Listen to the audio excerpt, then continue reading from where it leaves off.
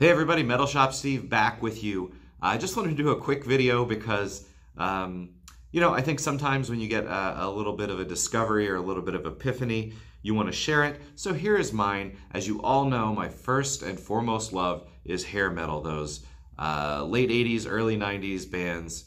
And I've talked about quite a few of them. So here's a little bit of a kind of a wow moment that I had. I always like to go back and listen to stuff that maybe I haven't listened to in a while, or check out other albums that maybe weren't the popular album for certain bands. So here's what I'm going to tell you today.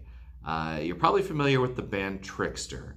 They put out a really super popular album, their debut album. They had songs like One in a Million, Surrender. Those were big radio hits. They were ballady, softer, pop metal kind of stuff.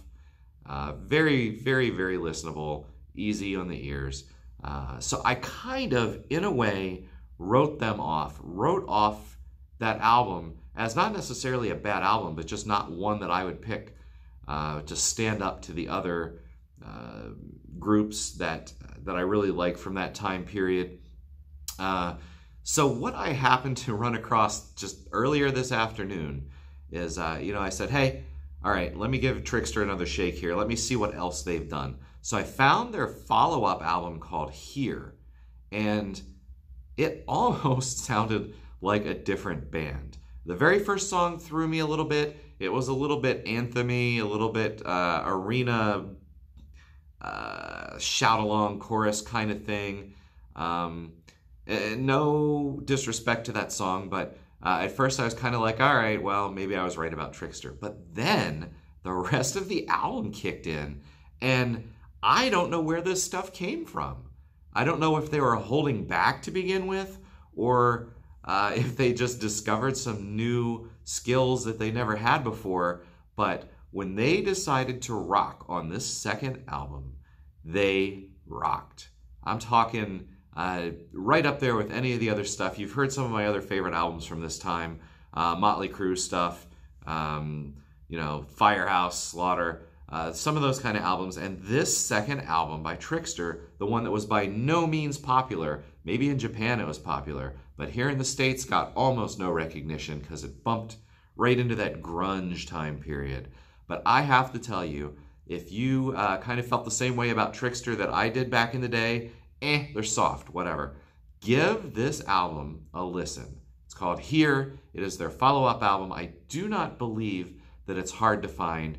I know you can listen to it streaming, and I think you can probably pick up a used copy somewhere too, pretty easily. But again, I'm not really going to go track by track here, just other than to say that it rocks. It rocks right from probably the second song through. There are maybe 2 ballads in there. And I can forgive that, I can overlook that, because they're not terrible, they're okay. They're right on par with that first album, but for the most part, 90% of this album is just pure hard rock, 90s rock, put it in your car, blast it out your windows kind of rock. And I am impressed. Trixter, I apologize to you for any sort of preconceived notions I had, any reasons that I let you go back in the day because of that first album. You do what you have to do, but a big, big, big kudos to that second album.